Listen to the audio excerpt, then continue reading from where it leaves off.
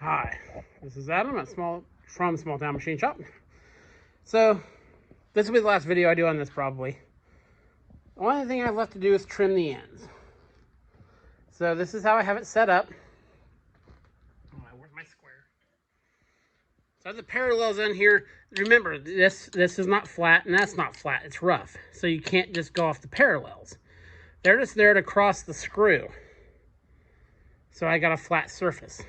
And then, to make it as rigid as possible, I didn't like just leaving the cast iron like this. So I got this other backing plate sitting on two parallels. That way we're in a nice rigid setup, lots of back support. This, I'm not a, structural cast iron person. I'm probably over worried about the forces splitting this. I hemmed and hawed about would it matter if the hole was forward or not. If you guys have any opinions on that, I'd be happy to hear that.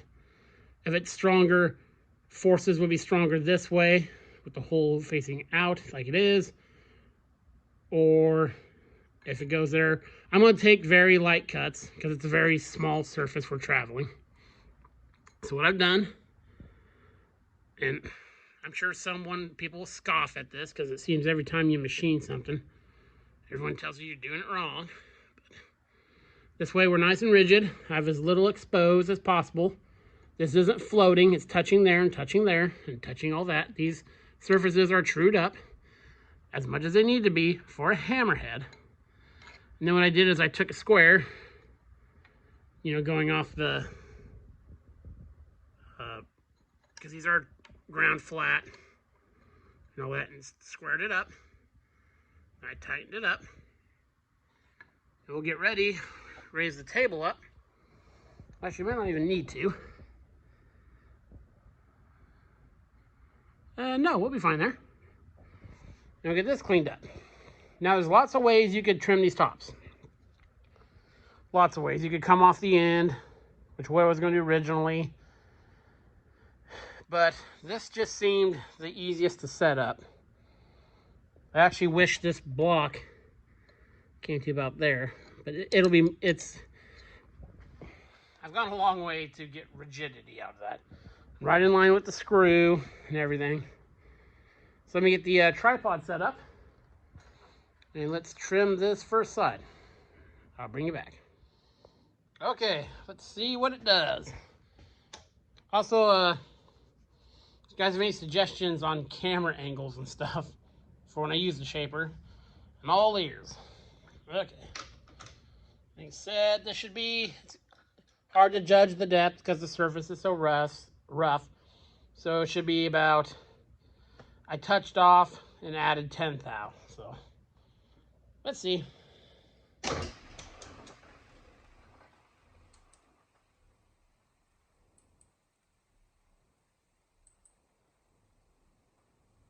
a little bit to get over there.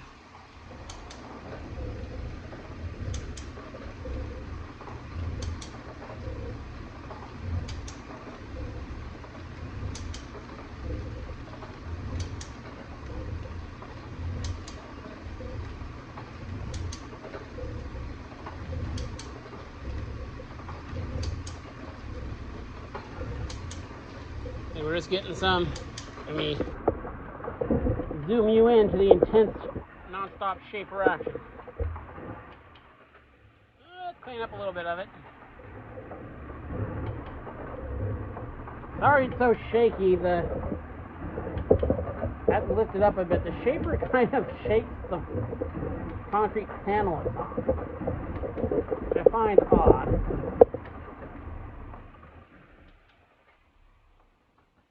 Oh, we're getting a decent cleanup. They'll probably clean up 60% of it in this go. Let me take you off the tripod here if I can do it without stopping the video.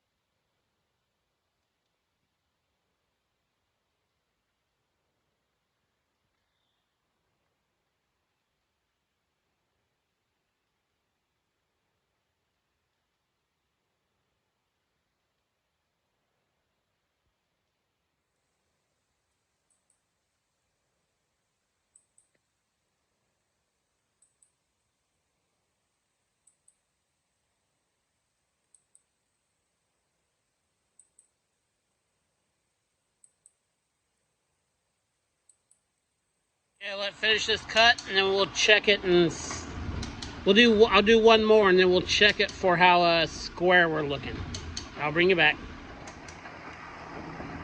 Getting pretty clean. That's a finger smudge right there. So I think I've taken off a total of 40 thou so far. It's completely cleaned up with this pass. So after this gets done, we will check it. And then we'll start the other side. I'll bring you back. There's the machine running.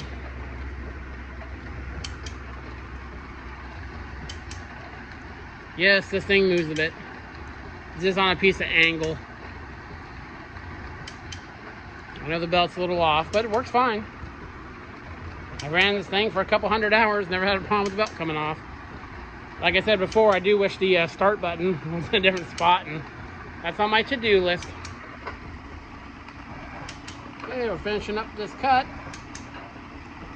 and we'll pull it out of the vise. I'll bring you back. Okay, took 2 more cuts because it was really cleaning up these edges. This really took a lot of those rust spots out, or those divots. And I have a lot of extra material on the front, on the top and bottom. So that cleaned up pretty much every edge. Just a little bit there, so that is awesome. You got the old Starrett square.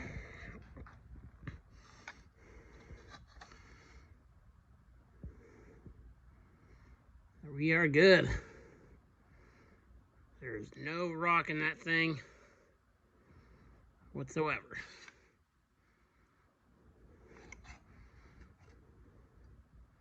Very cool.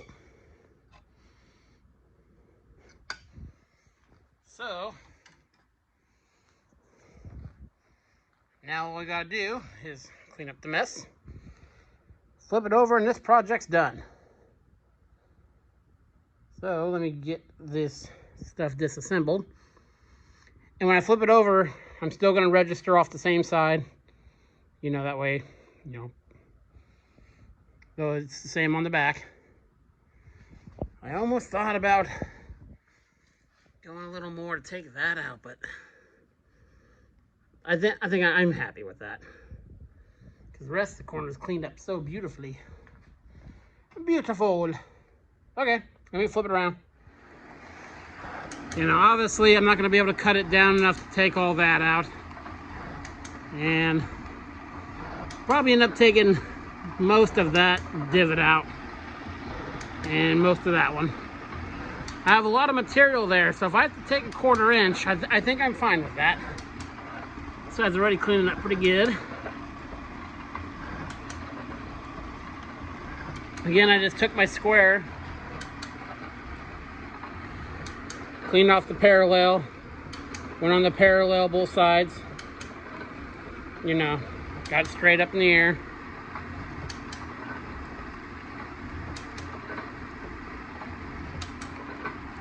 And we are doing good.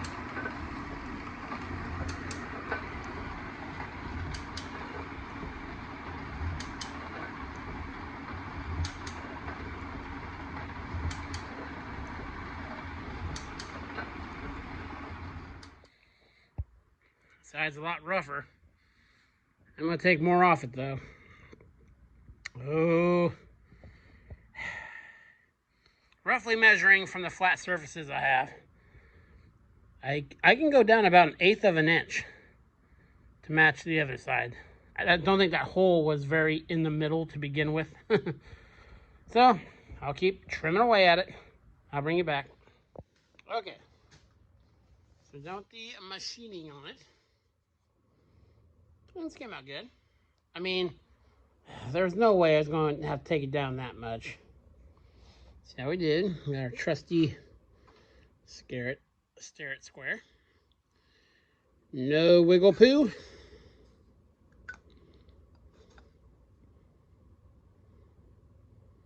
Looking good. Looking good. So it actually cleaned up more than I thought it would. Let's see here. We'll probably make that the top. And I thought about filling this in. I mean, you could take solder slugs for wiring and fill that in. It actually takes it very well. Or I'm definitely going to take like a wire brush and, you know, clean all these up so they're shiny. But I think the overall mission was accomplished, was to keep as much of the original piece as possible for what it is. It's a, you know, a piece of iron that a long since gone relative made. We made into something that looks a little nicer. And I will put some kind of protective coating on this. Not 100% sure what yet.